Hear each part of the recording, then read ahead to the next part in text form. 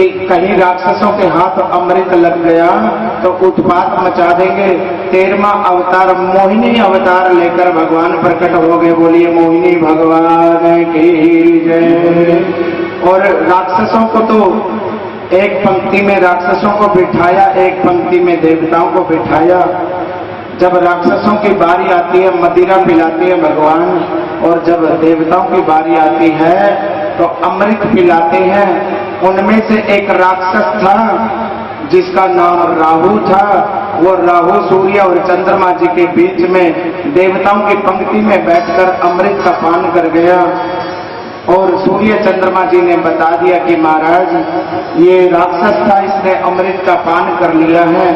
तो विष्णु भगवान ने सुदर्शन चक्र के द्वारा उसकी गर्दन को धड़ से अलग कर दिया, लेकिन वो अमृत पीने के कारण वो मरा नहीं, अमर हो गया।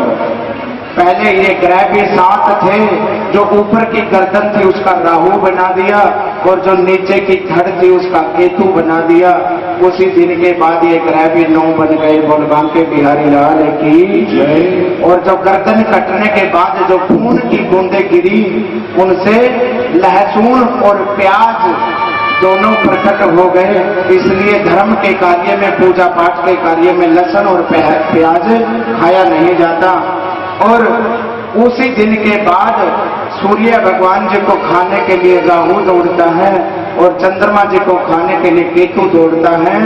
उसी दिन से चंद्र ग्रहण और सूर्य का ग्रहण लगना शुरू हो गया। आगे आगे चंद्रमा जी और पीछे पीछे राहु केतु खाने के लिए दौड़ते हैं। किसी ने रक्षा नहीं करी। शंकर भगवान जी को याद किया मेरे चंद्रमा जी ने, बोले बाबा वहां प्रकट हो गए। चंद्रमा जी को तो उठाकर अपने मस्तक में रख लिया, और राहु केतु का नाग देवता बनाकर अपने गले में लपेट लिया। उसी दिन के बाद जिसकी जन्म पत्री में काल सर्प दोष, राहु और केतु के बीच में सभी ग्रह आते हैं तो काल सर्प दोष बन जाता है। काल सर्प दोष की शांति के लिए नाग नागिन का जोड़ा नाग पंचमी के दिन शंकर भगवान जी पे चढ़ाया जाता है। और शंकर भगवान जी का महामृत्युंजय मंत्र ओम होम जुम से ओम भूर्भुवः स्वः ओम त्र्यंबकम जजामहे सुगंधिम पुष्टिवर्धनम उर्वारुकमिव बंधनान् मृत्योर्मुक्षीयमामृतात् ओम स्वः भुवः भुव ओम स जुम ओम। इस मंत्र का 1.25 लाख जाप करने से काल सर्प दोष से शांति प्राप्त होने लगी। बोले बांके बिहारी लाल की जय। 14वां अवतार जब हिरण्यकश्यप नाम का राक्षस ब्रह्मा जी की तपस्या करता है कि महाराज मैं अमर हो जाऊं, तो ब्रह्मा जी कहते हैं अमरता का वरदान तो नहीं मिलेगा, और कोई वरदान मांगिए। तो वरदान मांग लिए, ना मैं दिन में मरूं, ना रात में मरूं, ना बाहर मरूं, ना अंदर मरूं, ना ऊपर मरूं, ना नीचे मरूं, ना अस्त्र से मरूं, ना शस्त्र से मरूं, ना आदमी से मरूं, ना राक्षस से मरूं, और ब्रह्मा के बनाई हुई सृष्टि में से किसी आदमी पे न मरूं, और ना ही 12 महीनों में से किसी महीने में मरूं। ऐसे कठिन वरदान प्राप्त कर लिए, और वरदान प्राप्त करके ब्राह्मणों को संतों को तंग करने लग गया। और उधर से कयादू को उठाकर इंद्र देवता ले जाते हैं कि इसके गर्भ से जो बच्चा पैदा होगा वो राक्षस होगा। बीच में देवर्षि नारद मिल जाते हैं और कहा कि इसके गर्भ से भगवान का भक्त पैदा होगा। तो देवर्षि नारद ने, कयादू गर्भवती थी उस समय। श्रोताओं एक बात और मैं आपको बता दूं, जब माता गर्भवती होगी ना, 5वां 6ठा महीना चल रहा होगा, माता जैसा विचार रखेगी तो बच्चे के ऊपर वैसा ही प्रभाव पड़ेगा। जब 5वां 6ठा महीना चलता है ना, अगर तुम भगवान का जितना भजन करोगे बेटा तुम्हारा भक्त पैदा होगा। रामायण पढ़ा करो तो बच्चा के ऊपर ऐसा ही असर होगा। कभी गीता पढ़ना शुरू कर दो, कभी भागवत महापुराण पढ़ना शुरू कर दो, क्योंकि ये प्रहलाद जी को और किसी ने ये भक्ति नहीं सिखाई थी। जब देवर्षि नारद ने कयादू को जो भागवत की कथा सुनाई, उस समय प्रहलाद जी माँ के पेट में थे, गर्भ में थे, और गर्भ में ही 7वें महीने के बाद बच्चा वैसे ही प्रभाव पड़ेगा। अगर माँ ऊट पटांग देखेगी, माँ ऊट पटांग खाएगी, तो बच्चा भी वही कार्य ऊट पटांग ही करेगा। अगर माँ अच्छे अच्छे संस्कार वाले चैनल देखेगी, अगर अच्छे गीता पढ़ेगी, भागवत जी पढ़ेगी, रामायण पढ़ेगी, तो बच्चा दोबारा भक्त पैदा होगा। बोल बिहारी लाल की जय हो। लेकिन हमारे भारत में गीता कब सुनाई जाती है? कब सुनाई जाती है सुनी जी? जब मरने का टाइम होता है। एक बार मेरे साथ में क्या हुआ, सुनाम की बात है, कथा करने के लिए चले गए हम पंजाब में। 3-4 दिन हो गए थे कथा सुनाते हुए। एक आदमी मेरे पास में आया, बोले महाराज साढ़े ते भी कृपा कर दो। मैंने कहा क्या हुआ महाराज? बोले मेरे पिताजी 6 वर्ष हो गए बीच में लटक रहे हैं, ना तो मरते और ना ही जीने का नाम लेते। मैंने एक पंडित जी को भेज दिया कि जाओ भैया उनको गीता सुनाया। तो मैं पंडित जी जैसे गीता सुना के आए, पंडित जी तो बाद में आए, उससे पहले फोन आ गया कि राम नाम सत्य हो गया, चले गए वो तो। अब जैसे ही बस वो लड़का तो प्रसन्न हो गया। अब जैसे उसका पता लेने के लिए जो भी जाता है, 10 दिनों के लिए तो जाते ही, दसाई तक, तो उसने सभी को बता दिया कि महाराज 6 वर्षों से बस पूछो मत, बीमार पड़े थे, और जब पंडित जी कथा करने के लिए आए हैं ना, उन्होंने ऐसी पुस्तक सुनाई, ऐसी किताब सुनाई कि उसके सुनते ही ऊपर चले गए। अब ये बात तो सभी जगह फैल गई। एक बहन जी और अगले दिन आ गई, महाराज साढ़े ते भी कृपा कर दो। मैंने कहा क्या हुआ बहन जी? कहते मेरी सास बड़ा तंग करती है और मरने का नाम नहीं लेती है। 2-3 वर्ष हो गए बीमार पड़ी है, जरा वही किताब जो उनको सुनाई थी जरा उनको भी सुना दो। मैंने भेज दिया एक पंडित जी को, जाओ भाई उनको भी सुना दो। एक दिन सुनाने के बाद में शाम को उसका भी राम नाम सत्य हो गया। अब तो पूरे शहर में खबर फैल गई कि पंडित जी के पास में ऐसी किताब है, सुना दो तो आदमी ऊपर चला जाता है। अगले दिन फिर एक बहन जी आ गई, महाराज साढ़े से भी कृपा कर दो। मैंने पूछा क्या बात है बहन जी? वो बहन जी पता है क्या कहती है कि महाराज तुसी ऐ दसो खाना कितने बजे खाते हो? वहां पे प्रहलाद जी का जन्म हो जाता है, और प्रहलाद जी के जन्म के बाद में हिरण्यकश्यपु ने पाठशाला में डाल दिया प्रहलाद को पढ़ने के लिए, और कहा कि जाओ पढ़ने के लिए आप चले जाइए वहां पर। कुछ दिनों के बाद में हिरण्यकश्यपु ने अपने बेटा प्रहलाद को बुलाया और गोद में बिठा लिया कि बेटा बताओ तुमने पाठशाला में क्या सीखा है? प्रहलाद जी कहने लगे पिताजी मैंने तो एक ही बात सीखी है कि इस मनुष्य मात्र को उस मेरे नारायण का भजन करना चाहिए। बस सब अपने काम धंधों को छोड़कर उस नारायण का सुमरन करते रहना चाहिए, भजन पूजा पाठ करते रहना चाहिए। प्रहलाद को इतनी दूर फेंक दिया, चला जा मेरी आंखों के सामने से। अरे मेरे शत्रु का नाम लेता है, खबरदार जो दोबारा मेरे शत्रु का नाम लिया तो जैसे ही प्रहलाद को अनेक यातनाएं दी गई। कभी प्रहलाद को पानी में फेंका गया, नदियों में, वहां से भी बच के आ जाता है। कभी पहाड़ों से नीचे फेंक दिया जाता है, तब भी बच के आ जाता है। कभी हाथी से मरवाया जाता है तो वहां से भी बच के आ जाता है। लेकिन आज मारने लगा उस प्रहलाद को। होलिका कहती है महाराज आप इसको मारिए मत, मेरे पास में एक ऐसी चद्दर है जिसको मैं ओढ़ के बैठ जाऊं ना तो कभी भी आग नहीं लगती। आप ऐसा करिए, लकड़ियां इकट्ठी करके मेरे को बिठा दीजिए और मेरी गोद में प्रहलाद को बिठाइए, और प्रहलाद तो मर जाएगा और मैं बच जाऊंगी। आज होलिका तैयार की गई और होलिका की गोद में आज बिठा दिया प्रहलाद को और आग लगा दी और कहा कि जाको राखे साइया, मार सके न कोई, बाल भी बांका न कर सके जो जग वैरी होए। तो जिसका रक्षक मेरा मुरलीधर है उसका कौन क्या बिगाड़ सकता है। तो आज जैसे ही प्रहलाद के प्राण बच गए और जैसे सभी राक्षसों के बच्चे भी प्रसन्न हो गए और होलिका से अगले दिन फाग मनाया जाता है।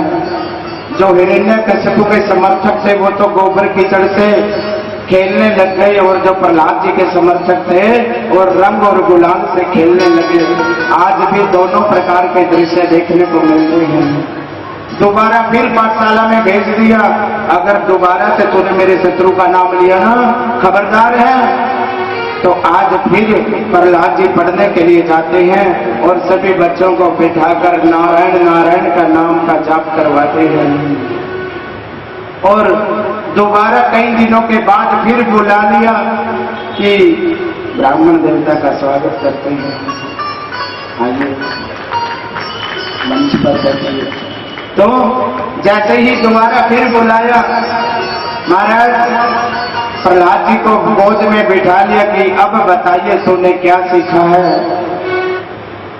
तो प्रहलाद जी कहने लगे, महाराज हे पिताजी, मनुष्य मात्र का यही कर्तव्य है कि उसको मेरे गोविंद का भजन करना चाहिए, नारायण का भजन करना चाहिए। नारायण के भजन के बिना ये जीवन निरर्थक है, जीना ना जीने के ही बराबर है, क्योंकि भगवान का नाम तो अमृत के रूप में है। बताया अमृत है हरि नाम जगत में, इसे छोड़ विष पीना क्या,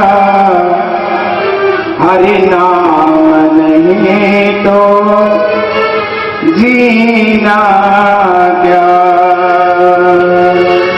आइए तालियों से आनंद लेते हुए देखो, एक बात और बताता हूं मैं आपको।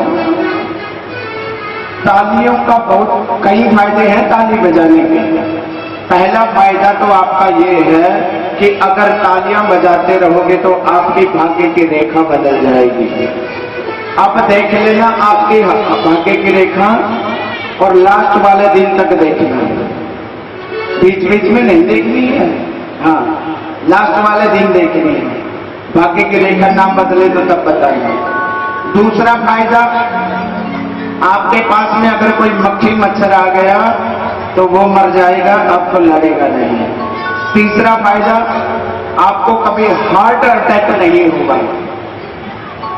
आप लोग कथा में तो ताली बजाते नहीं हो, लेकिन यहाँ पर ऊपर कमरे में मैं सुबह 5 बजे देखता हूँ तो पार्क में जाके नकलियों की ताली बजा के कोई ऐसे कर रहा है, कोई ऐसे कर रहा है, कोई ऐसे।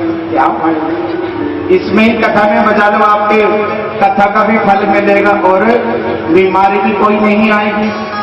और बताया भी है, भोजन की शोभा तो थाली से होती है और चाय की शोभा प्याली से होती है और बाग की शोभा माली से होती है और कानों की शोभा बाली से होती है और ससुराल की शोभा साली से होती है और सत्संग की शोभा।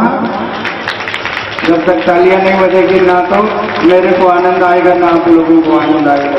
तालियां बजा के आनंद लेते रहिए और अगर तालियां बजाते रहोगे तो मेरे जैसे पतले हो जाओगे। भगवान के बिहारी लाल की अमृत है हरि नाम जगत हरि नाम नहीं तो जीना क्या, हरि नाम नहीं तो जीना क्या, हरि नाम नहीं तो जीना। देखिए पंडाल भरा हुआ है, सभी ने किसी पर से नाम लेने पर हरि राम नहीं तो सीता हरि राम नहीं तो सीता।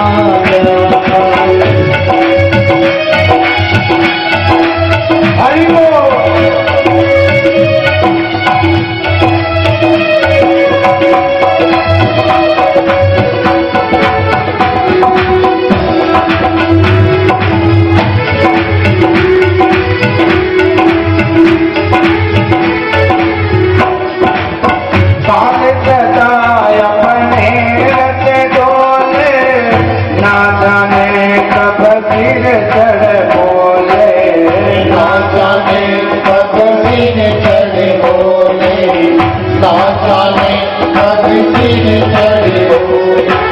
अगर किसी को कहते हैं ना महाराज भजन किया करो भगवान का, कहते हैं 60 साल के बाद करेंगे। अरे किसके पास में गारंटी कर दे कि तुम 60 वर्ष के हो जाओगे? एक सांस ले लिया, दूसरी का कोई भरोसा ही नहीं है। इसलिए हर रोज जपते रहिए थोड़ा थोड़ा, क्योंकि क्या पता कब कौन सी घड़ी आखिरी हो जाए। तालियां बजाकर काले सताय अपने रस बोले, ना जाने कब सिर चढ़ बोले, ना जाने कब सिर चढ़ बोले, ना जाने कब सिर चढ़ बोले। हरि का नाम जपो नित्य करे, हरि का नाम जपो नित्य करे, हरि का नाम जपो नित्य करे, हरि का नाम जपो नित्य करे। मैं अपने भारत महीना क्या हरि नाम महीना क्या, हरि नाम नहीं तो सीता जा, हरि नाम नहीं तो सीता जा। अमृत है हरि नाम जगत में, अमृत है हरि नाम जगत में, अमृत है हरि नाम जगत में, अमृत है हरि नाम जगत में। छोड़ विषय विष पीना क्या, हरि नाम नहीं पीना क्या। हरि नाम नहीं तो सीता जा, हरि नाम नहीं तो सीता जा। तालियां बजाकर झूम के आधे हरि बोल, हे हरि।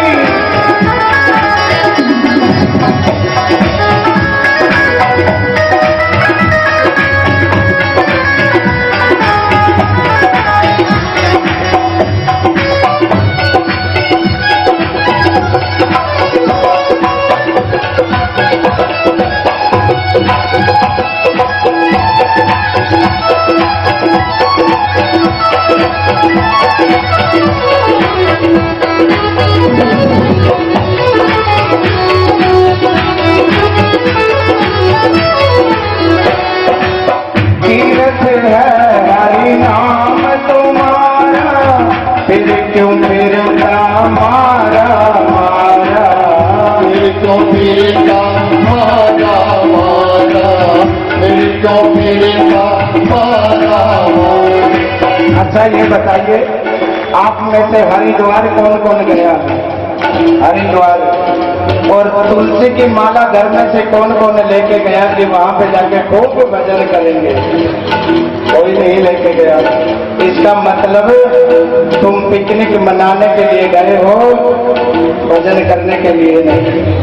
अगर तुमने वहां पे जाके भजन नहीं किया, तुम्हारा जाना ना जाने के बराबर नहीं। अपने घर में ही बैठ के इतना भजन कर जाइए, इतना भजन कर जाइए कि लोग कहने लगे कि चलो भक्त जी के घर चलते हैं, आपका घर ही तीर्थ बन जाए। दोनों हाथ ऊपर उठा के तालियां बजाकर, तीर्थ है भाई नाम तुम्हारा, फिर क्यों फिरता मारा मारा, फिर क्यों फिरता मारा मारा, फिर क्यों फिरता मारा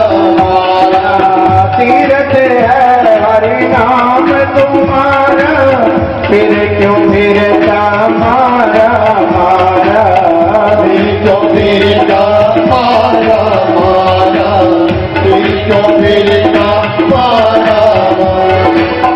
अंत समय हरि नाम न आवे, अंत समय हरि नाम आवे, अंत समय हरि नाम न आवे, अंत समय हरि नाम आवे। काशी और मदीना क्या हरि नाम नहीं तो जीना क्या। हरि नाम नहीं तो जीना जा, हरि नाम नहीं तो जीना जा।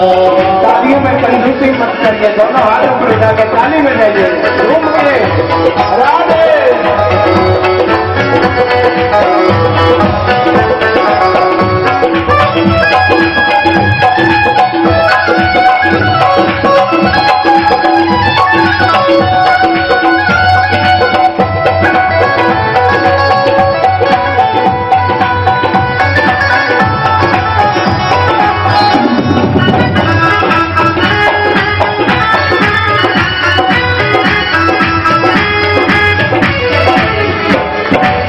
भूषण से सब अंग सजावे, रत्ना पर हरि नाम नयावे, रसना पर हरि नाम गावे, रसना पर हरि नाम गावे। क्या कहा मैंने? भूषण से सब अंग सजावे, रत्ना पर हरि नाम नयावे, रत्ना पर। सब गाइए। कबर भी उसी कबर का, ये भी नाक वाले मेरे हैं, कोई कहेगा गले वाला जो हार है ये मेरा है। अगर आपने भगवान का नाम लेकर कभी अपनी जीवा को नहीं सजाया तो आपका सजना ना सजने के बराबर है, सजना ना सजने के बराबर है। अगर आपने तुलसी की माला गले में पहन ली केवल यही आपके साथ में जाएगी, मरने के बाद इसको कोई नहीं कहेगा ये मेरी है, ये आपके साथ में ही जाएगी। दोनों हाथ ऊपर उठा के तालियां बजा करें। दूसरे से सब अंग सजावे, रत्ना पर हरि नाम नयावे, रसना पर हरि नाम गावे, रसना पर हरि नाम गावे। दूसरे से सब अंग सजावे, रत्ना पर हरि नाम नयावे, रसना पर हरि नाम गावे, रसना पर हरि नाम गावे। देह परी रह जाए यहाँ पर, परी रह जाए यहाँ पर, देह परी रह जाए यहाँ पर, देह परी रह जाए यहाँ पर। कुंडल और नगीना जा, हरि नाम नहीं तो जीना जा। हरि नाम नहीं तो जीना जा, हरि नाम नहीं तो जीना जा। अमृत है हरि नाम जगत में, अमृत है हरि नाम जगत में, थोड़ विष पीना जा, हरि नाम नहीं तो जीना जा। हरि नाम नहीं तो जीना जा, हरि नाम नहीं तो जीना जा, हरि नाम नहीं तो जीना जा, हरि नाम नहीं तो जीना जा, हरि नाम नहीं तो जीना जा, हरि नाम नहीं तो जीना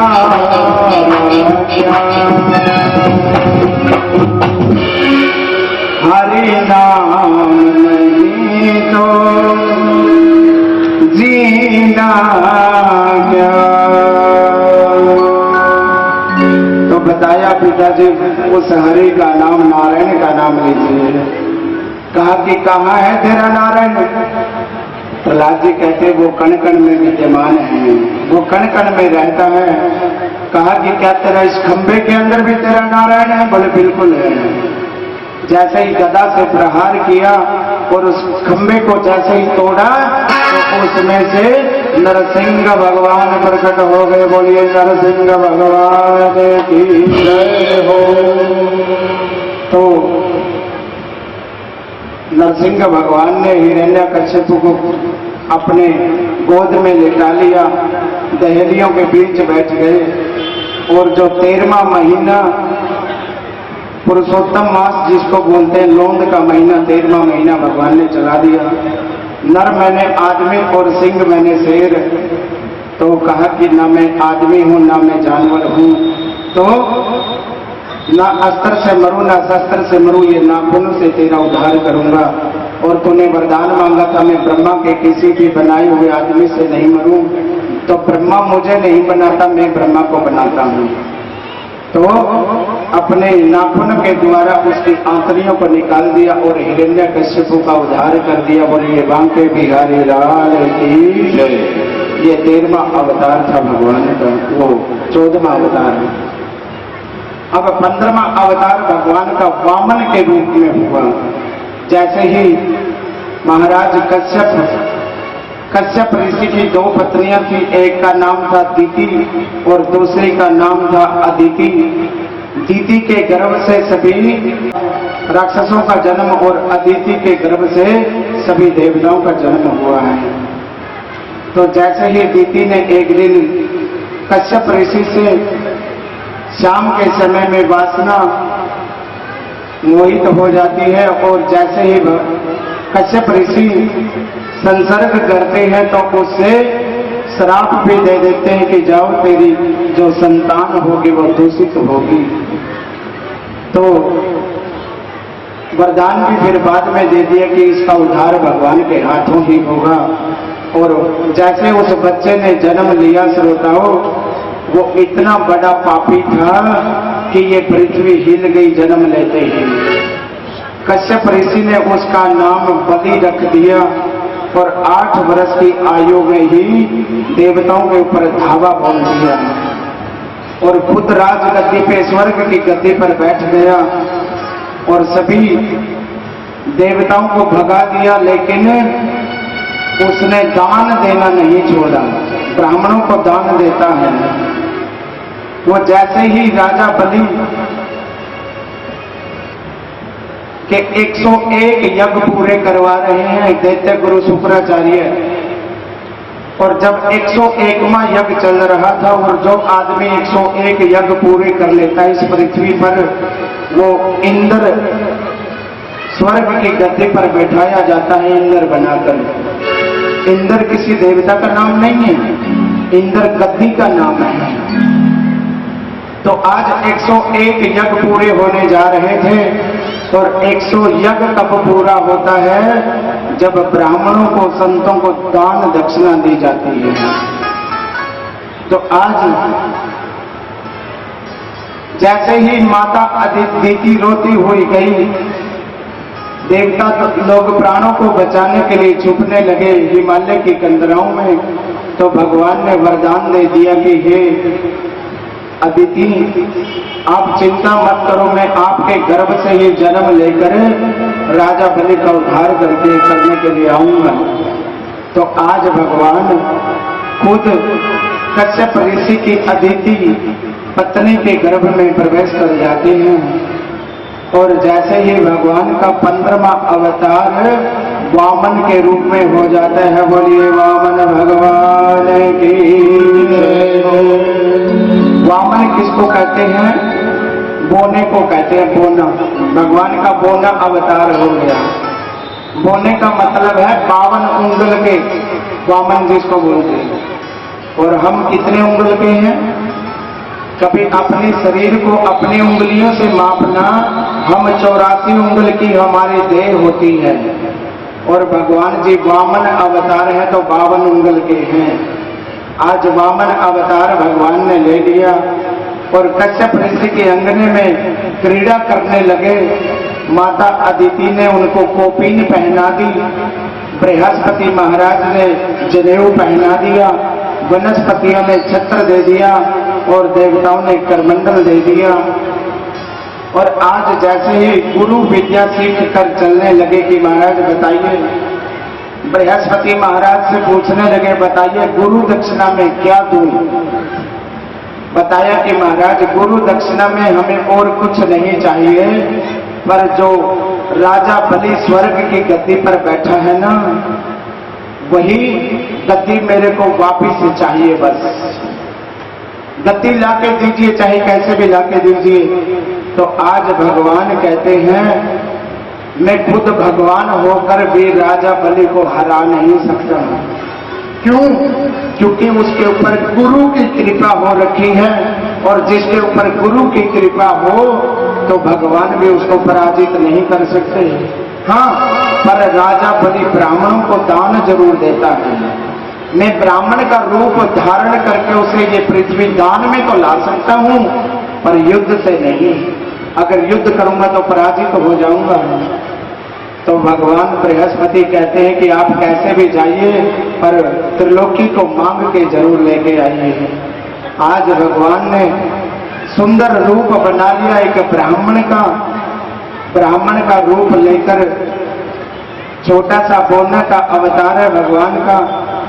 वामन का रूप बनाकर एक छाता लेकर, छतरी लेकर भगवान पहुंच जाते हैं राजा बलि के द्वार पर। और जैसे ही द्वारपालों ने देखा, दौड़ करके गए राजा बलि के पास। महाराज, हे राजन, आज तक हमने ऐसा तेजस्वी ब्राह्मण नहीं देखा। बड़ी तेजस्वी ब्राह्मण देवता आए हैं, बड़ी आनंद मूर्ति है। तो राजा बलि कहते हैं कि बुलाइए जल्दी से, उसको दर्शन हम भी करना चाहते हैं। आज राजा बलि ने जैसे ही दरबार में बुलाया, और उस समय शुक्राचार्य जी भी वहीं बैठे थे। तो राजा बलि ने पहले तो मेरे गोविंद का, मेरे प्रभु का, वामन भगवान का पूजन किया। आरती पूजन करके पांव धुलाकर गद्दी पे बिठा दिया और कहा कि मेरा सौभाग्य है जो आज ब्राह्मण देवता मेरे दरवाजे पे आए हैं। बताइए प्रभु, आपका कैसे आना हुआ, कैसे याद किया मुझे? तो भगवान कहते अच्छा, आप ही हो राजा बलि? बोले हाँ महाराज, मैं ही हूं। तो मैंने सुना है तेरे दान की चर्चा कोने कोने तक मैंने सुनी है कि जो कोई भी तू दान देता है, कोई भी कुछ मांगता है तो वही दे देता है। बोले हाँ महाराज, आप बताइए आपको क्या दान में चाहिए? हीरे, सोना, चांदी, ज्वारात, मोहर, असरफिया, गऊ, घोड़ा, हाथी, बताइए क्या चाहिए? ब्राह्मण कहते हैं मुझे इन चीजों में से कुछ भी नहीं चाहिए। आप दानी हो और प्रहलाद जी के वंशज हो, हिरण्यकश्यप आदि के वंशज हो, तो इसमें कोई खास बड़ी बात नहीं है, क्योंकि वो भी बड़े दानी हुआ करते थे। तो अब तो और भी मोहित हो गया कि देखो ये तो मेरे दादा परदादा का नाम भी जानता है, छोटा सा ब्रह्मचारी। बोले बताइए ना महाराज, आप क्या दान लेना चाहते हो? बोले हम ऐसे वैसे ब्राह्मण नहीं है जो ऐसे मांगेंगे। पहले हमें संकल्प, जल पुष्प कर हित्वा चाहे संकल्पम कुर्यात, पहले जल फूल चावल लेकर संकल्प करो, क्या पता मैं कुछ मांग लूं और तुम मुकर जाओगे। तो जब बात संकल्प की आई, वहीं बैठे दैत्य गुरु शुक्राचार्य जी समझ गए कुछ तो गड़बड़ है। ध्यान लगा के देखा तो वही मोर मुकुट वाले थे, टेढ़ी टांग वाले। राजा बलि को कोनी मार दी, राजा बलि दान मत कर। अरे ये कोई आम ब्राह्मण नहीं है, ये तो छलिया है, तेरे को छलने के लिए आया है, साक्षात विष्णु भगवान आया है। राजा बलि कहते हैं गुरुदेव, मैं दान देने में किसी की सलाह नहीं लिया करता, दान देने से ही मेरा कल्याण होता है।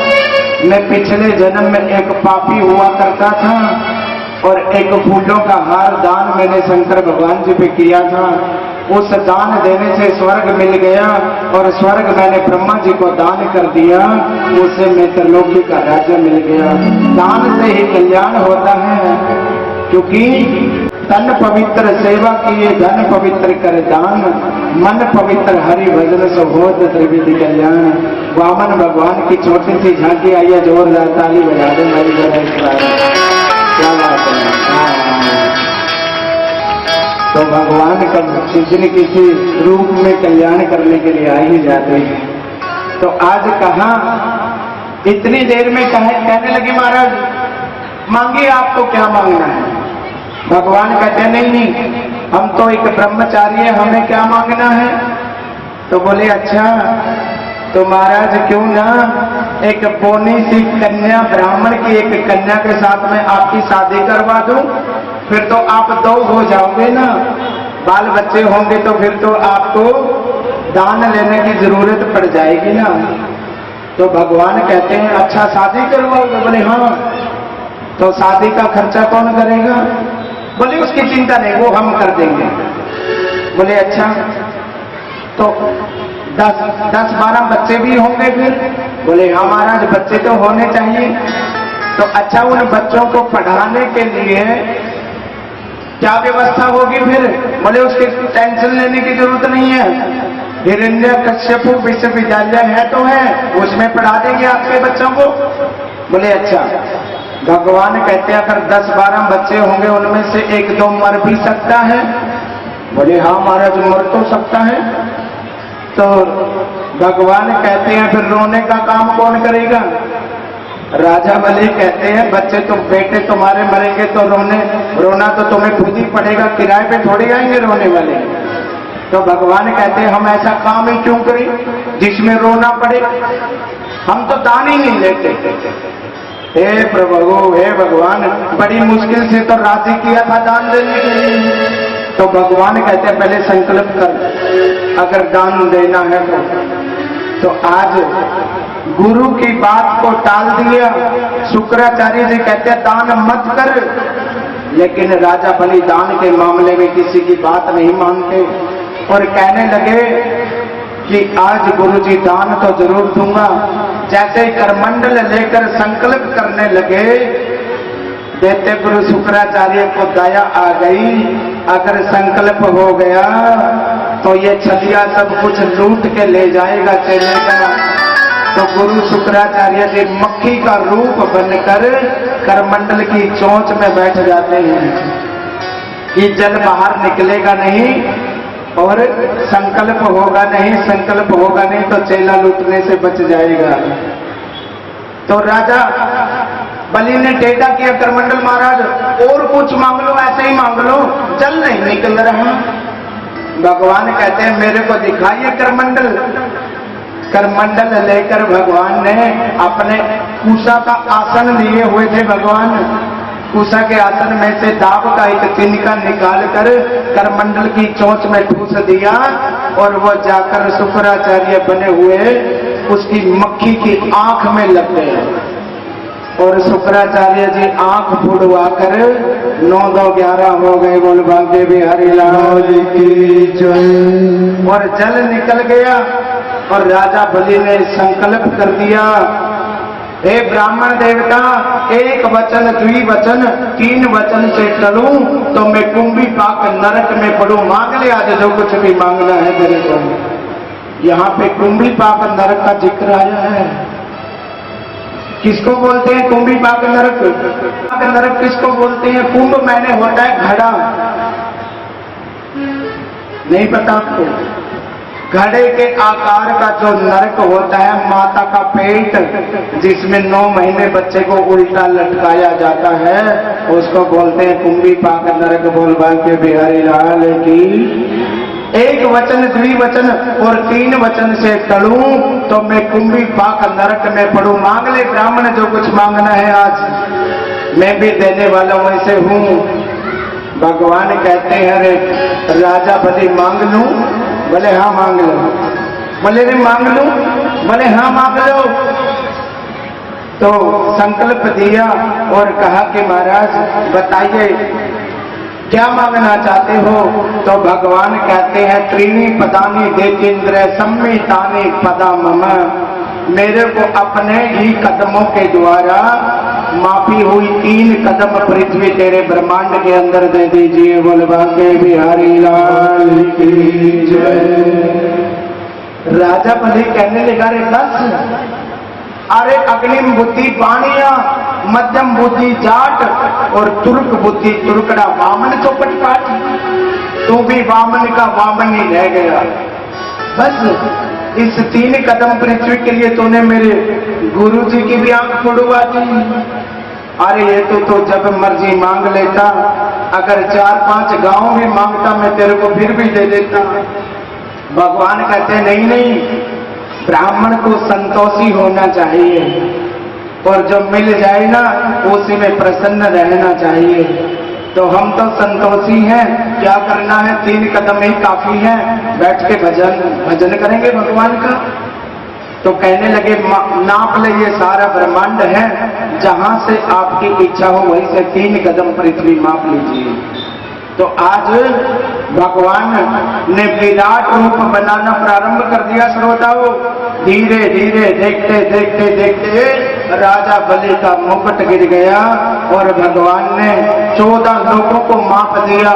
जिस पे हम बैठे हैं ये भूलोक है, इससे ऊपर भूए लोग, महलोक, जनलोक, तपलोक और साथ में सत्यलोक को माप दिया।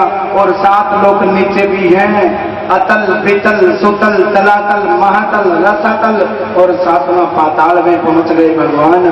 14 लोकों में ही 2 कदमों में पूरा ब्रह्मांड माप दिया भगवान ने।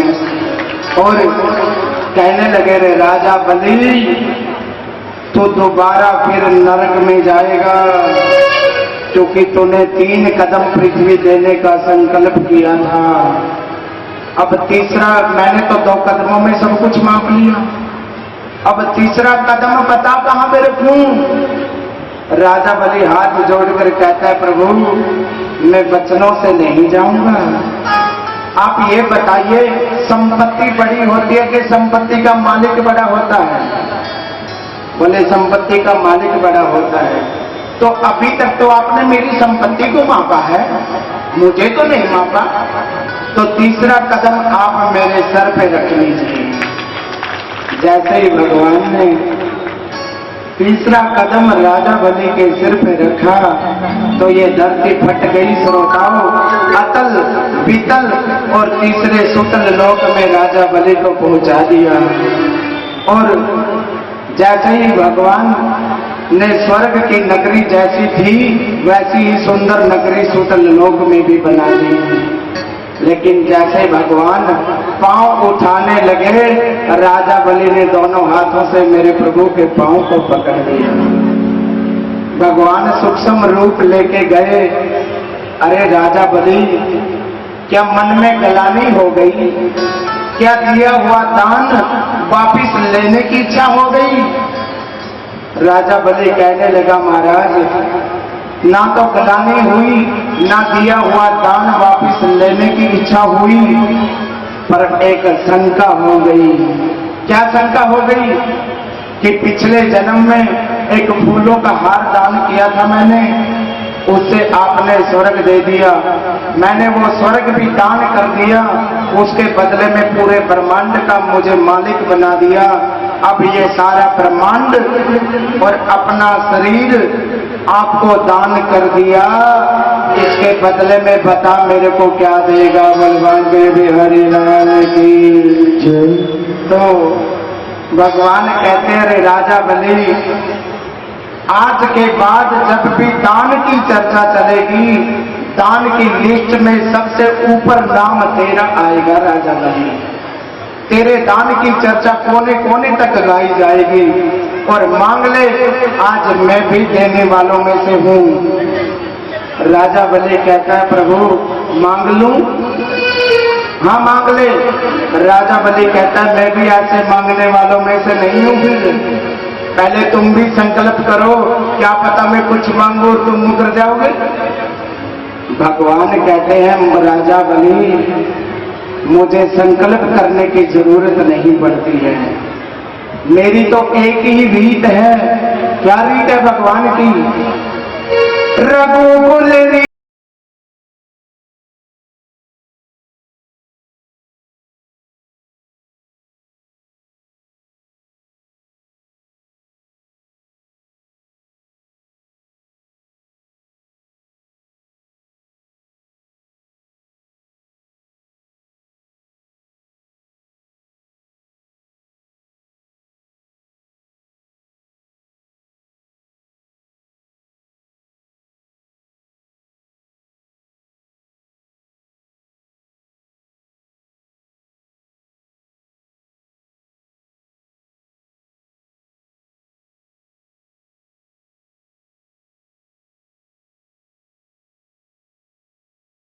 जय जय सिया राम जय जय राम।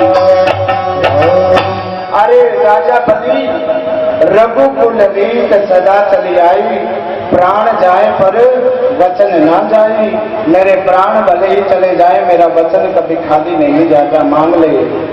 राजा बलि कहता प्रभु मांग लूं? बोले हाँ हाँ मांग ले। बोले मांग लूं? हाँ हाँ बोल तो दिया। राजा बलि हाथ जोड़कर कहता प्रभु जब तक मैं सुतल लोक में राज्य करूं, आप मेरा चौकीदार बन के रह खड़े हो जाइए, यही वरदान दीजिए। बोलबा के बिहारी लाल की।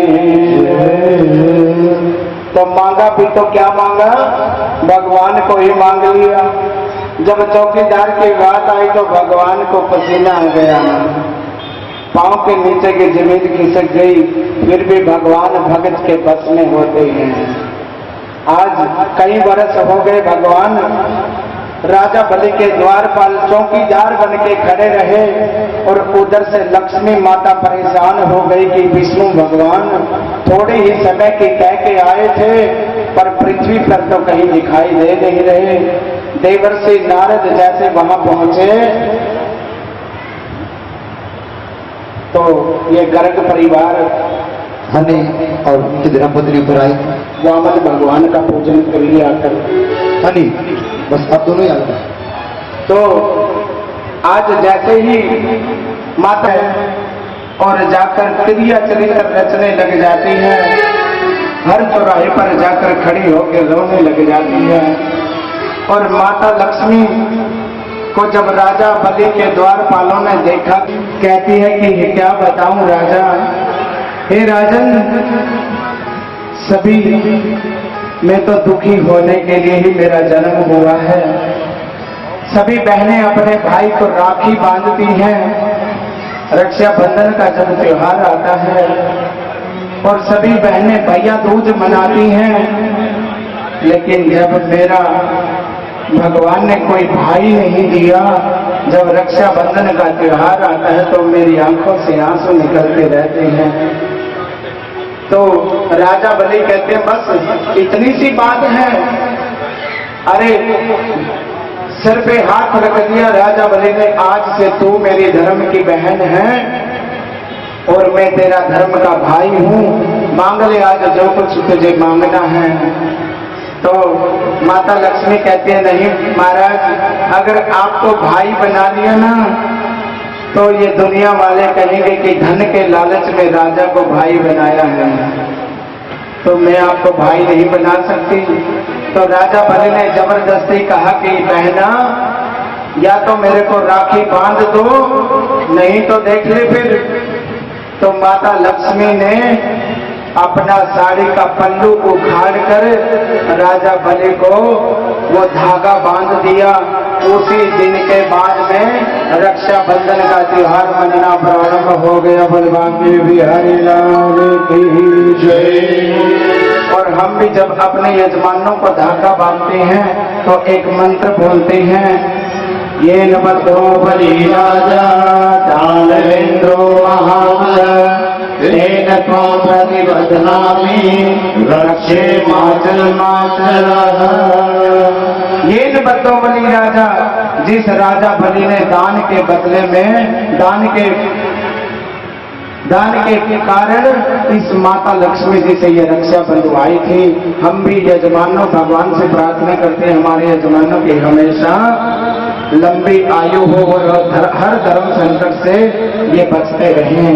तो आज जब बहन अपने भाई को रक्षा बांध देती है तो बदले में कुछ दक्षिणा भी देते हैं भाई। देखिए आप कथा की तरफ में ध्यान रखिए, कथा से जुड़े रहिए। जय हो। इस टाइम हर रोज आ जाया करो भाई। सभी चाहते हैं अगर भगवान कमा के देंगे तो इससे बढ़कर। तो भगवान कहते हैं, राजा बलि कहता अपनी बहन को कि बहना मांग ले। कहता नहीं भैया कुछ नहीं चाहिए। अरे या तो मांग ले, नहीं तो तेरे को श्राप दे दूंगा। तो आज क्या कहती है लक्ष्मी, हाथ जोड़ कर मांग रही भैया ये है तू दे दे अपना तो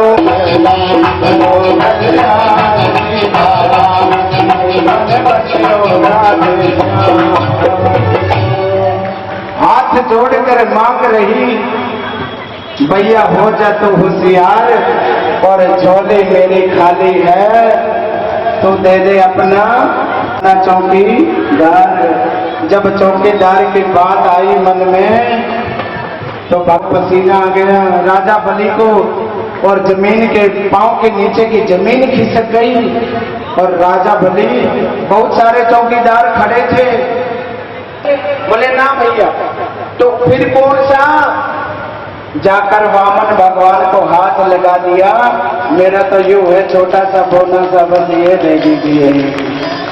जब भगवान को हाथ लगाया राजा बलि कहते हैं कुछ तो गड़बड़ है ये बताइए पहले आप हो कौन। लक्ष्मी माता कहती है ये तो तूने बहन बनाने से पहले सोचना चाहिए था।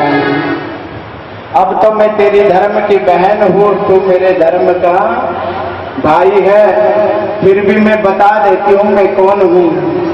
क्या कहती है लक्ष्मी ध्यान से सुनना। मैं धर्म की बहन तेरी तू वीर बलि बलवान और मैं वैकुंठ से लक्ष्मी ये छोटा सा मेरा पति विष्णु भगवान करो कल्याण सीताराम मेरे मन बसियो मैं धर्म की बहन तेरी तू वीर बलि बलवान और मैं वैकुंठ से लक्ष्मी हूँ और ये जो बोना सा है ना ये मेरा पति विष्णु भगवान है। राजा बलि को आंखों में आंसू आ गए।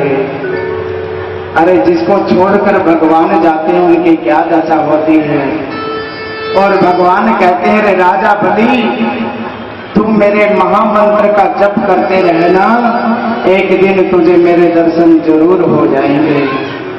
राजा बलि रोते रोते कहने लगे जा भाई जा कोई बात नहीं वैसे नहीं आएगा कभी तो कम से कम तेरे साथ में रिश्तेदारी तो बन गई वैसे नहीं आएगा तो बनो ये बन के तो जरूर आएगा। बोल बांके हरे राम की।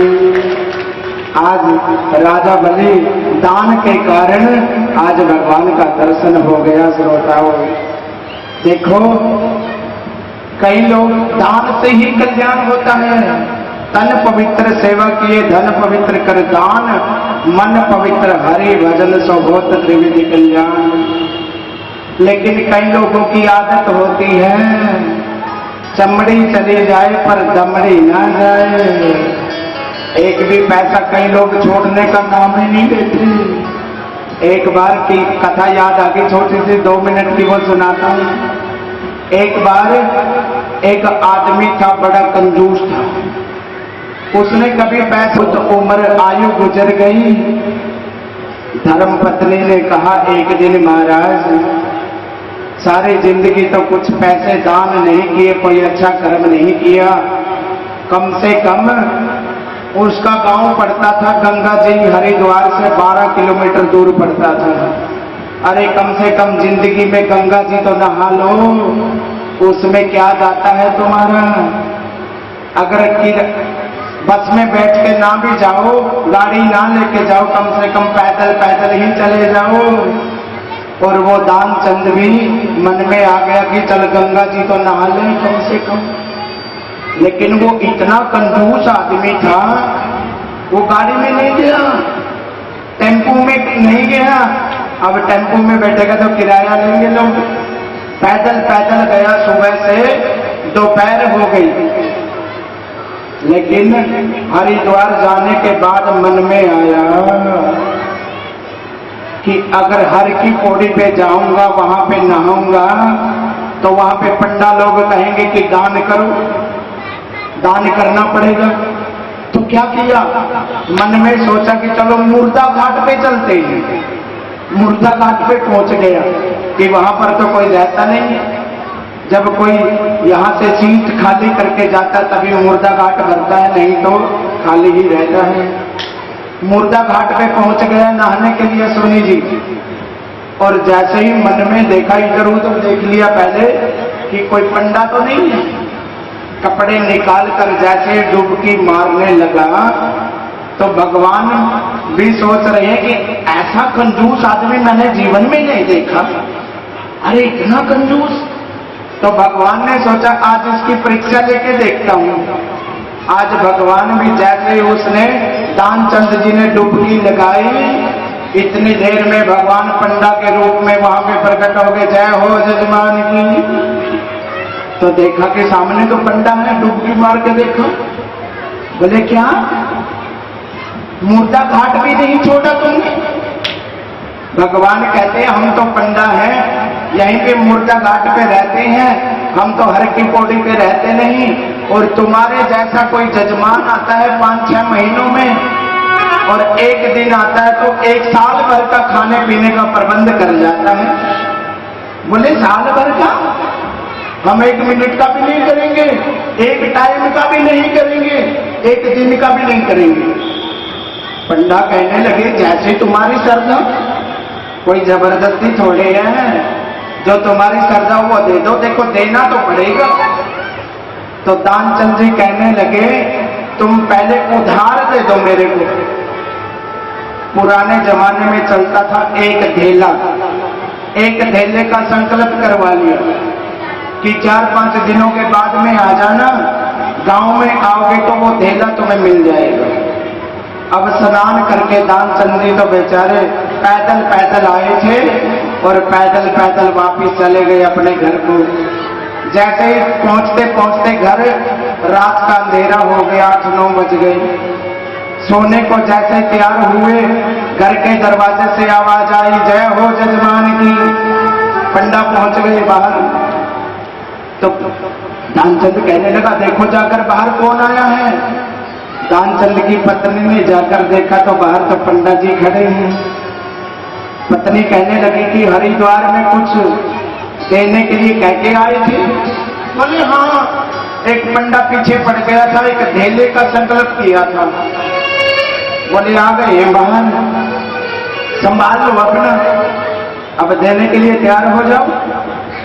दानचंद जी कहने लगे कि तुम पंडा को बोल दो कि दानचंद जी बीमार पड़ गए हैं, 2-4 दिन बाद आना। पत्नी ने जाकर कहा कि महाराज देखो उनकी तबीयत खराब हो गई है, 4-5 दिनों के बाद आ जाना, तबीयत बहुत ज्यादा खराब है दानचंद जी की। पंडा कहने लगे जजमान की तबीयत खराब हो और ऐसी हालत में हम उनको छोड़ के जाएं, ये कैसे हो सकता है? तुम ऐसा करो, अगर पका पकाया भोजन नहीं दे सकती तो सूखा दाल चावल आटा दे दो, हम तो यही बना लेंगे, जब तक जजमान ठीक ना हो हम ऐसी हालत में छोड़ के नहीं जाएंगे। अब पत्नी ने कहा महाराज वो तो यहीं पे रहने की कह रही है 4-5 दिन, अब क्या कहूं? दानचंद जी कहने लगे तुम जाके कह दो कि दानचंद तो मर गया। बोले ऐसे कैसे कह दूं कि मर गया? बोले तुम कह दो, मैं अपने आप सांस रोक लूंगा। अब दानचंद जी की पत्नी तो रोती रोती गई, महाराज बस पूछो अभी अभी चले गए अभी अभी, बस पूछो मत। तो पंडा कहने लगे जजमान चले गए? अरे जब तक वो संकल्प में हमारे जजमान थे, जब तक उनका दाह संस्कार नहीं होगा हम जाने वाले नहीं हैं। और तू कहाँ पे कहती फिरेगी, मैं ही सभी गांव वालों को मैं ही बुला के ले आता हूँ। अब इतनी देर में तो पंडा जी ने सारे गांव में बोल दिया दानचंद जी मर गए, दानचंद जी मर गए, सारा गांव इकट्ठा हो गया। और दानचंद जी भी सांस रोक के लेट गया, सांस रोक ली अपने। अब तो गांव वाले आ गए और जैसे ही सीता में ले जाने के लिए उठाने लगे, दानचंद जी की पत्नी रो रही, अरे ये मरे नहीं है, ये मरे नहीं है। गांव वाले कहते हैं ये तो तुम्हारा मुंह है, ऐसे ही कहते हैं सभी मरे नहीं है, इसको तो लेके जाएंगे। अब अब वो तो सही कह रही थी कि मरेंगे। आज दानचंद जी को उठा लिया और वो भी बंद गया। भगवान कहते हैं ऐसा कंजूसी आदमी मैंने दुनिया में नहीं देखा कभी। सीता पे शमशान भूमि में पहुंच गया और सीता पे लेटा दिया। भगवान कहते हैं ये मर जाएगा पर देगा नहीं कुछ। तो सभी को कहते हैं भगवान पंडा के रूप में कहते हैं कि हम ये हमारे जजमान थे, अग्नि लगाने से पहले मैं इसके कान में कुछ बोलना चाहता हूं। बोले मंत्र बोलूंगा मैं। बोले बोलो जल्दी से जो कुछ बोलना है। तो भगवान ने दानचंद जी के कान में कहा कि आ गया हूं बैकुंठ से तुमसे नाता जोड़। मैं बैकुंठ से आया हूं, विष्णु भगवान हूं साक्षात। ऐसे ही देखा आंखें खोल के कि विष्णु भगवान आए। आंखें खोल के देखा तो सामने फिर वही पंडा। दोबारा फिर आंखें बंद कर गई। अब तो भगवान कहते हैं आज मैं तुमसे हार गया हूं। दुनिया मेरे से हार जाती है लेकिन आज मैं तेरे से हार गया, तू ही मांग ले मेरे से कुछ। तो दानचंद जी खड़ा होके कहने लगा बस वो जो भेजे का संकल्प किया था ना बस वही छोड़ दीजिए और कुछ नहीं चाहिए। भाग्य बिहारी लाल की। ऐसे ऐसे भी दानी होते हैं। तो आगे समय बहुत हो गया मेरे ठाकुर जी की झांकी। तो अब 5-10 मिनट की कथा रह गई है। ठाकुर जी के जन्म पे चलते हैं। तो 15वां अवतार मेरे भगवान वामन का हुआ, 16वां अवतार परशुराम जी का हुआ, 17वां अवतार हरि अवतार हुआ, 17वां अवतार हंस अवतार हुआ, 18वां अवतार श्री राम जी के रूप में हुआ, 19वां अवतार बलराम जी के रूप में हुआ और 20वां अवतार मेरे कन्हैया के रूप में हुआ और 21वां अवतार बुद्धा अवतार हुआ। अवतार वेद व्यास जी के रूप में हुआ 22वां और 23वां अवतार वेदों के रूप में हुआ और 24वां अवतार अभी हुआ नहीं है। कलयुग के अंत में कल्कि अवतार होगा। तो भगवान के इस धरा के ऊपर 23 अवतार हो चुके हैं। आइए सुखदेव स्वामी कहते हैं तो मथुरा के बड़े यशस्वी राजा हैं महाराज उग्रसेन। उग्रसेन को कोई संतान नहीं होती, ब्राह्मणों से यज्ञ करवाया और पत्नी गर्भवती हो जाती है।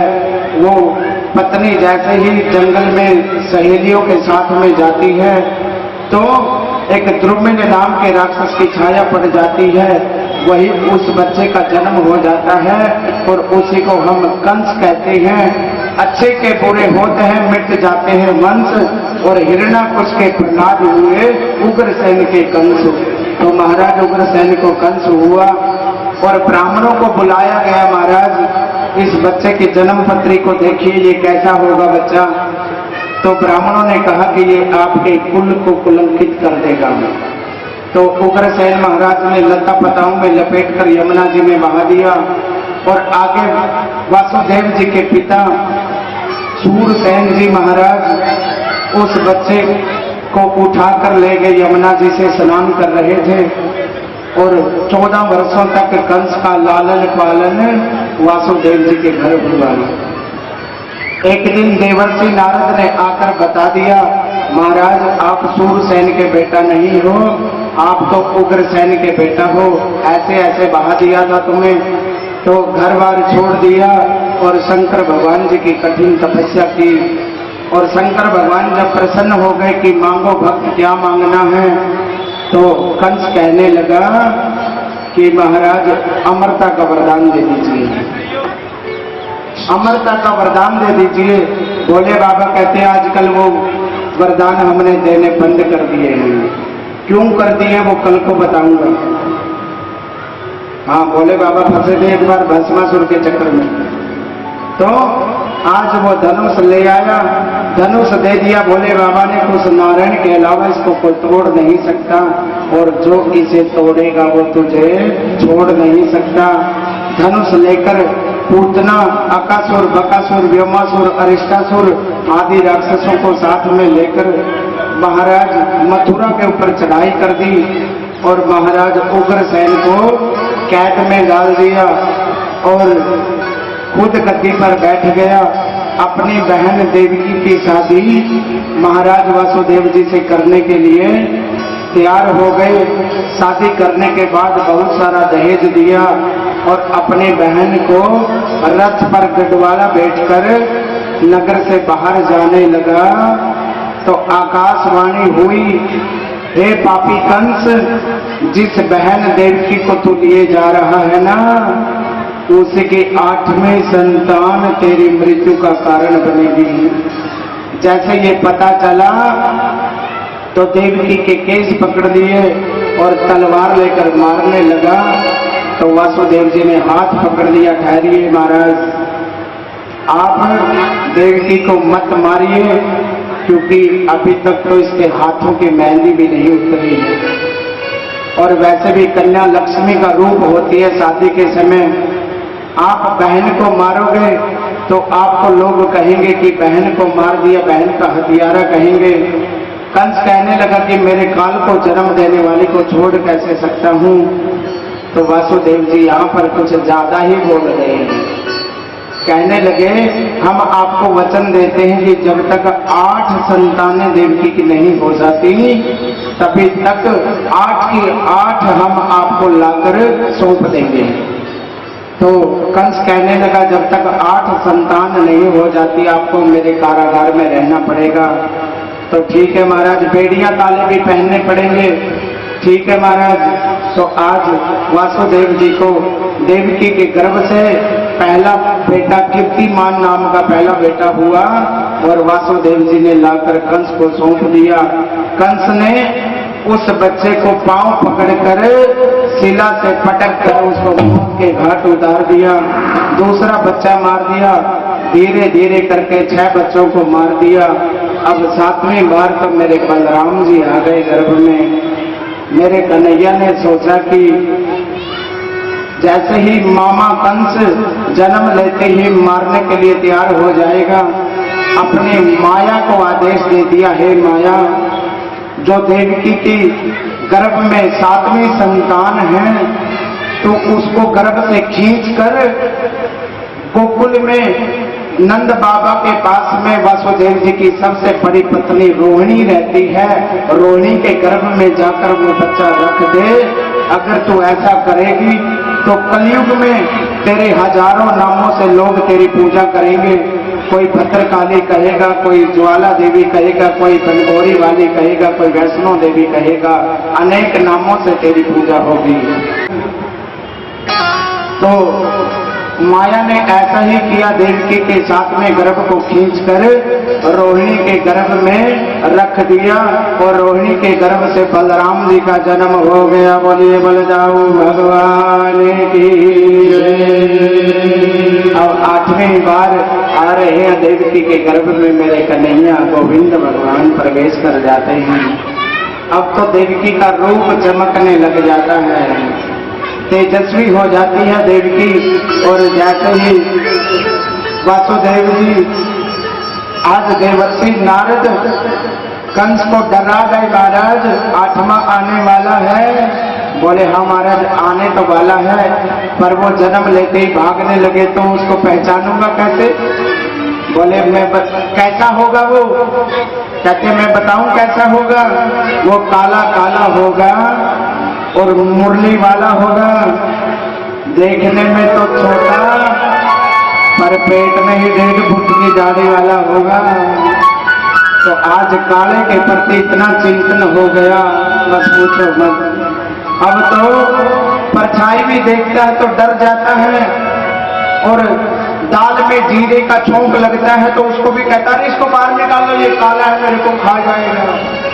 जैसे ही धीरे धीरे आ रहा है भादों का महीना और कृष्ण पक्ष की अष्टमी, लेकिन मेरे गोविंद ने मन में सोचा कि माता देवकी के गर्भ से तो जन्म लूंगा और माता यशोदा का दूध पीऊंगा, लेकिन माता रोहिणी ने क्या कसूर किया है।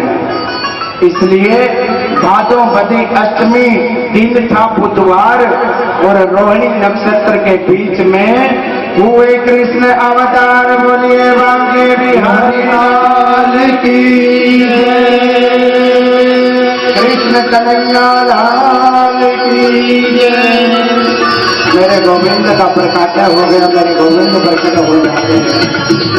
और कहा कि मैया आपने वरदान मांगा था ना कि आपके घर बेटा बन के आएंगे, वो वरदान मैंने पूरा कर दिया है। मैया कहती है कोई इतने बड़े भी बेटा होते हैं, बेटे तो छोटे से होते हैं। भगवान कहते हैं कि मामा कंस जन्म लेते ही मारने आ जाते हैं। हमने सोचा जो काम 11 वर्षों के बाद करना वो अभी कर चलते हैं, इसलिए सुदर्शन चक्कर ले आई साथ में। मैया कहती है ना ना 4 हाथ वाले नहीं 2 हाथ वाले बेटा होते हैं। तो 2 हाथ हटा लिए भगवान ने, बोले अब ठीक है, बोले नहीं अब छोटा बनो, भगवान से तुम्हारी रक्षा नहीं कर पाऊंगा, आपने मेरी रक्षा कंस से करनी होगी। कैसे कि आप मेरे को टोकरी के अंदर लेटा कर गोकुल के अंदर, तो टोकरी के अंदर लेटाकर तब लेके मेरे को वहां पर यशोदा मैया के गर्भ से मेरी माया ने जन्म लिया है। उस कन्या को तो ठाकुर के दर्शन किए तो जी को महाराज जी के द्वारा समृद्धि स्वरूप आशीर्वाद स्वरूप और बेटी हमारी हुई।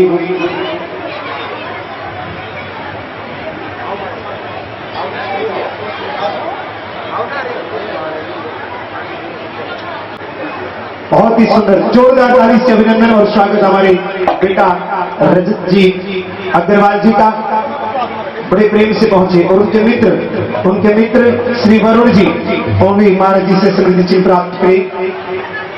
बहुत ही सुंदर भाव के साथ गुरुग्राम से यहाँ पहुंचे हैं। बड़ी सुंदर भाव के साथ जोरदार ताली से इनका अभिनंदन करते हैं, स्वागत करते हैं।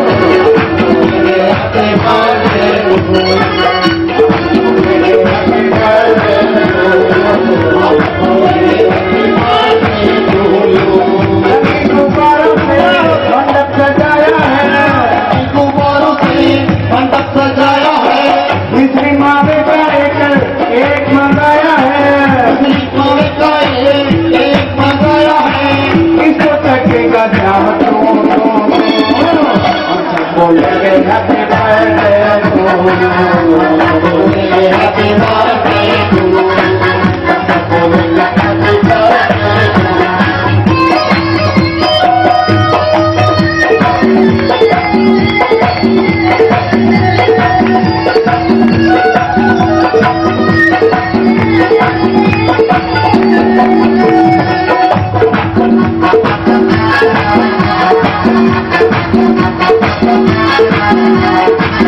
एक बरस हुआ पूरा इंतजार का, आया जन्मदिन मदन मुरार का, आया जन्मदिन मदन मुरार का, आया जन्मदिन मदन मुरार का।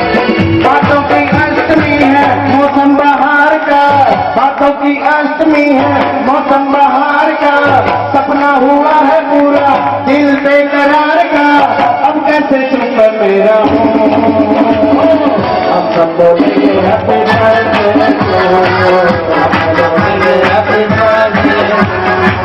रंगीन गुब्बारों से मंडप सजाया है, रंगीन गुब्बारों से मंडप सजाया है, खिचड़ी मावे का एक मंगाया है, खिचड़ी मावे का एक मंगाया है, इसको चखेगा जाम तुम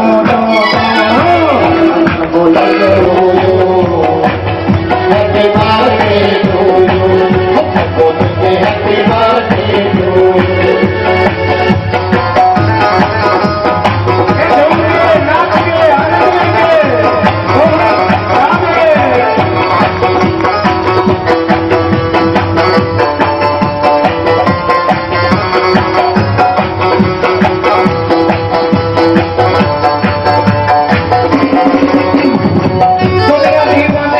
पीछे तो मिला है, इस जग में शाम तेरा सबका अकेला है, इस जग में शाम तेरा सबका अकेला है।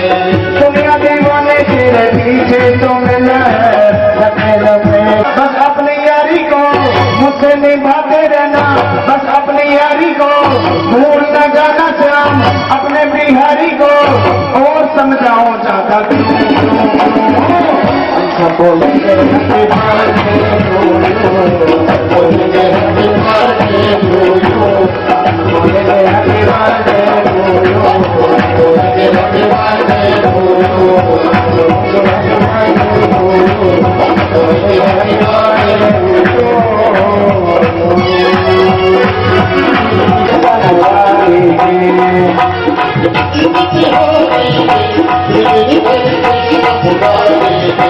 आरती कुंज बिहारी गिर डर के समुरारी, आरती कुंज बिहारी गिर डर के समुरारी, सगल सम अंग कांत चाली, राधिका चमक रही हारी, रन में खाने बनमाली, चार की अलग कसूरी चंद्र की अलग ललित छवि श्यामा प्यारी, गिर डर के समुरारी, आरती कुंज बिहारी गिर डर के समुरारी, आरती कुंज बिहारी गिर डर के समुरारी, आरती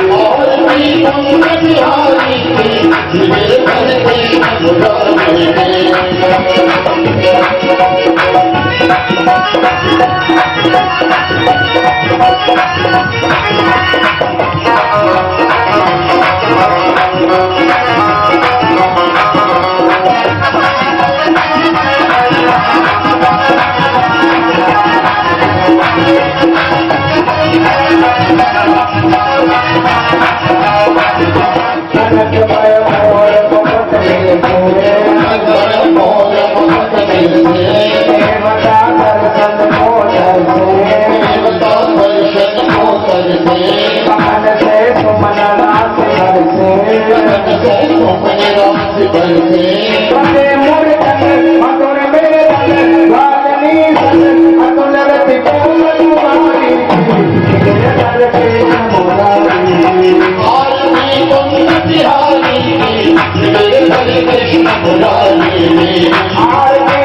बिहारी गिर डर के आरती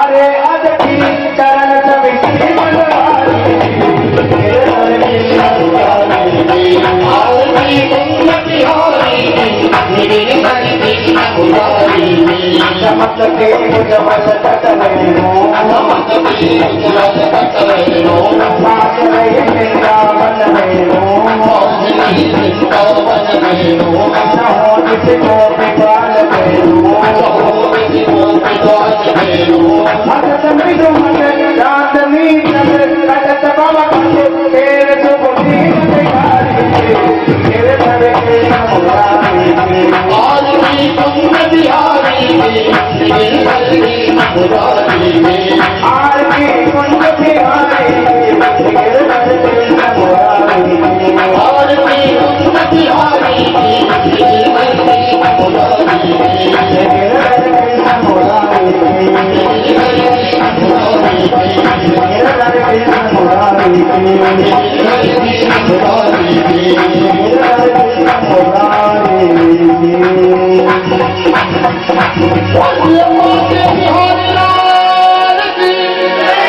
कृष्ण कन्हैया लाल की। अच्छा ये बताइए किसको आया, सभी को आया। बोलिए धर्म